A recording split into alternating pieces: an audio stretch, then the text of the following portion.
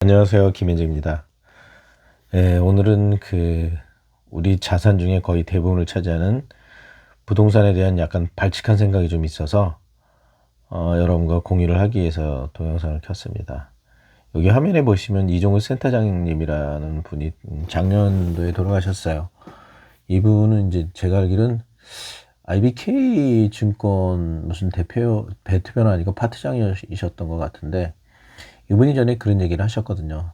자기가 채권 분야하고 증권 분야에 나름대로 고소득자로 탑티어는 아니지만 어느 정도 능력이 있는 걸로 살고 있었는데, 어느 날 새벽에 출근을 하기 위해서 집을 나왔더니 자기가 그동안 열심히 달려서 모았던 자산은 아파트 한 채하고 아이들 교육 시킨 거 정도밖에 남은 게 없더라. 물론 이분은 보니까 채권 전문가셔서 자녀들의 미래를 위해서 채권 투자를 많이 해놓으신 것 같더라고요. 어느 정도 준비를 다 해놓으시고 돌아가셨어요. 근데 그러면서 그분이 그 얘기 하셨어요. 나도 이 정도밖에 안 됐는데 그러면 내 수준에 안 되는 사람들은 도대체 어떻게 살고 있을까라는 얘기를 하셨었거든요. 근데 제가 그 얘기를 듣고서 저도 공감을 많이 합니다. 우리 모든 소득이 다 부동산으로 빠져들어가고 있어요. 그래서 좀 발칙한 생각을 좀 해봤는데, 이 부동산의 가격을 고정가격제로 하는 건 어떤가 하는 좀 말도 안 되는 사회주의적인 생각을 한번 해봤습니다.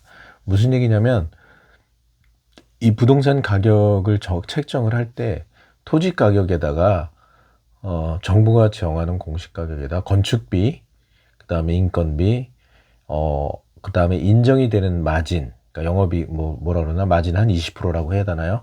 30%라고 해야 되나요? 거기에다가 감가상각을 계산하는 거죠. 건물이든 아파트든 시간이 지나면 지날수록 가격이 깎이는, 사실은 일본에서는 이 감가상각이라는 개념이 굉장히 강하게 자리 잡혀 있어요. 그래서 시골의 집들은 대부분 젊은이들이 소유를 하려고 안 합니다. 왜 그러냐면 어차피 사면 부동산은 가격이 떨어지는 거야 라는 개념이 박혀 있기 때문에. 우리는 그렇진 않는데, 우리와 일본이 다른 차이는 일본은 지금 부동산을 국가가 펌프질하고 있지는 않거든요. 근데 우리는 국가가 펌프질해요. 내려갈 때마다 막 올라가는 거야 라는 인식을 언론사를 통해서 주고, 또 하나 자기네들도 그렇게 합니다. 왜냐하면 특례보금자리 말씀을 드렸죠. 그런 것처럼 수단과 방법을 가리지 않고 부동산 가격을 올리려고 해요. 실제로 왜 그러냐면 어떤 영화에서도 제가 이런 얘기를 봤습니다. 직원이 상사한테 대드는데 아파트 얘기를 하는데 상사가 딱 뭐라고 얘기를 하냐면 화를 내면서 그런 장면이 하나 나왔어요. 이 사람아, 우리나라에서 아파트는 전 재산이야. 아파트 딱 하나 갖고 있는데 그걸 가격을 올려서 재산을 불리지 뭘로 불리나 하는 얘기를 하는 그 대사를 하는 걸 제가 봤는데, 사람들이 시각이 저렇게 박혀 있구나 하는 거를 거기서 사실 강하게 느꼈어요. 무슨 얘기냐면 이 부동산이 아닌 거예요. 전에도 말씀드렸지만 주식이나 다른 걸로 돈을 벌 수 없으니까 부동산 가격을 펌프질해서 돈을 벌게 하겠다라는 게 정부도 굉장히 강하게 박혀 있고 일반 시민들도 물론 강하게 박혀 있습니다. 그런데 전에도 제가 이걸 한번 말씀을 드렸지만 이런 사고방식이 계속 박혀 있으면 문제가 생겨요. 그러니까 사이드 효과라고 해야 되나요? 사이드 이펙트라는 얘기들을 하는데 반대적인 효과, 그러니까 부수적인 효과라고 해야 되나요? 그러니까 우리 약을 먹으면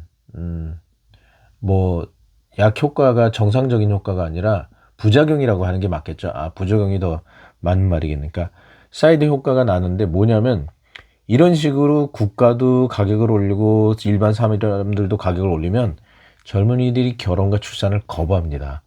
이건 아주 치명적인 부의 효과예요. 정의 효과가 아닌 치명적인 부의 효과고, 이게 결국에는 어떤 일이 벌어지냐면 꼬리가 머리를 잡아먹는다고 해야 되나요? 예. 실제로는 찌끄러기가 쥐가 돼버리는, 그러니까 말 그대로 잘 가고 성공하고 성장하기 위해 달려간 길이 결국엔 실패의 길로 간다라는 거죠. 우리가 많은 출산과 젊은이들을 통해서 엄청난 노동력을 통해서 경제 발전하고 나라를 키워왔는데 마지막 순간엔 그렇게 왔던 방향 때문에 국가가 멸망하게 되는, 물론 멸망까지는 가지 않겠죠. 정부가 무슨 짓을 한다고 무슨 짓이든 할 거라고 제가 말씀을 드렸잖아요. 전에 말씀드린 대로 외국인을 아마 감당하지 않을 정도로 들어올 겁니다. 저는 그걸 분명히 좀 느끼고 있어요. 왜냐하면 작년도에도 인구가 8만이 늘었습니다. 그런데 실질적으로 주민등록 인구는 12만 명이 줄었거든요. 무슨 얘기냐면요. 우리나라 국민의 12만 명이 작년에 태어난 사람보다 사망한 사람이 많았기 때문에 줄었는데 반대로 총 인구는 8만이 늘었어요. 그 원인은 뭐냐면 외국인이 20만 명이 들어온 거예요. 앞으로 이러지 않을 거라고 장담을 못 합니다. 30만, 40만, 50만 들어올 거예요. 전에 말씀드린 대로 이슬람이든 뭐든 관계없이 들어올 겁니다. 왜냐하면 그들의 말 앞에는 생존을 위해서. 그런데 제가 좀 두려워하는 건 부동산을 계속 이렇게 펌프질을 하고, 정부는 좋죠. 세금 더 걷으니까. 그리고 과거에 먼저 선점해서 아파트를 여러 채 갖고 있는 사람도 좋죠. 왜? 나는 비싸게 팔 수 있으니까. 그런데 이렇게 되면 결국엔 국가의 국민이 바뀌어버리는 거예요. 전혀. 동남아시아인으로. 내 자녀들이 아니라 동남아시아인으로 바뀌고, 내 자녀들은 찬밥을 받거나 여기서 정착을 못하게 될 확률도 있어요.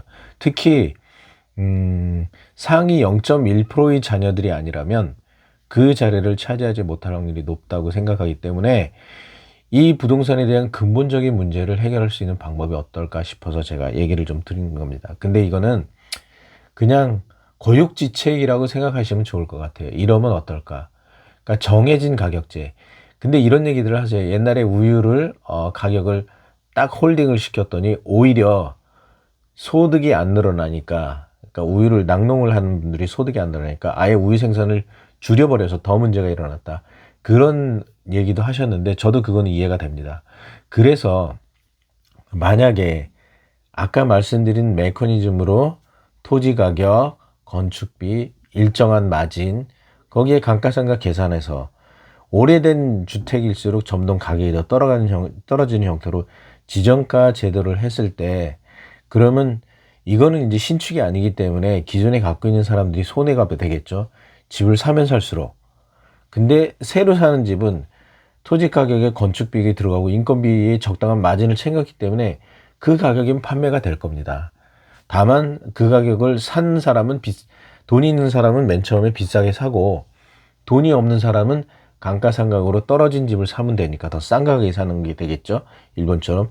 그렇게 하면 우리가 벌어들인 모든 돈들이 다 부동산으로만 들어가는 일은 없고, 일부는 저축을 통하거나 일부는 또 저축을 통한 것 중에 일부는 또 소비시장으로 흘러가는 일이 발생하지 않을까, 그런 생각이 들어서 여러분한테 말씀을 좀 드리는 거고요.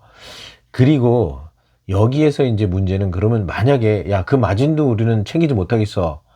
그러면 어떻게 할까요? 제 생각엔 LH나 SH 같은 곳이 충분치는 않으래도 일정한 수준의 주택량을 공급을 하면 되지 않을까 싶습니다. 만약에 앞에 있던 메커니즘으로 굳이 돌아가면 부동산을 통해서 부를 늘릴 수 없기 때문에 사람들이 굳이 부동산을 투자를 안 하고 수요가 그러면 줄겠죠. 그러면 이분들은 뭘 하냐? 다른 부를 늘릴 수단을 찾게 될 겁니다. 뭐 코인도 좋고 주식도 좋고 채권도 좋고 뭐가 됐든 다른 방향을 찾지 않을까 싶습니다. 다만 부동산은 너무 가격도 크고요.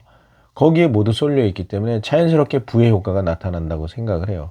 그래서 이거를 계산하는 방법이 어떨까 생각을 해봤고, 그래서 LH 같은 경우에는 항상 적자가 나더라도 그것을 국가가 인정해주는 그런 형태로 운영하면 어떨까 하는 말도 안 되는 생각을 좀 잠깐 해봤습니다. 그리고 또 하나, 임대차 시장인데요. 이런 것들은 장기 임대차의 시장은 LH에서 만들어 놓고 그것의 주인을 국가가 소유하는, 국가 대신에 그 임대인들이 소유하게 하는, 나이 드신 분들, 특정 연령 이상, 그분들의 소득을 위해서. 그리고 또 하나, 앞으로도 사실은 나이 든 사람들을 위한 일자리 시장은 넓혀야 될 것 같아요. 그렇지 않으면 나이 든 사람들이 거의 대부분이 정말 말년에 노년에 정말 가난하게 살다 돌아가실 것 같습니다. 지금도 전 세계 내가 볼 땐 고령 인구의 그 주거 빈곤율이 그 한국이 세계 1위라고 하는데, 이런 시장에서 계속 이렇게 지내다가는 많은 사람들이 가난하고 고통 속에 살지 않을까 생각을 하게 됐고요.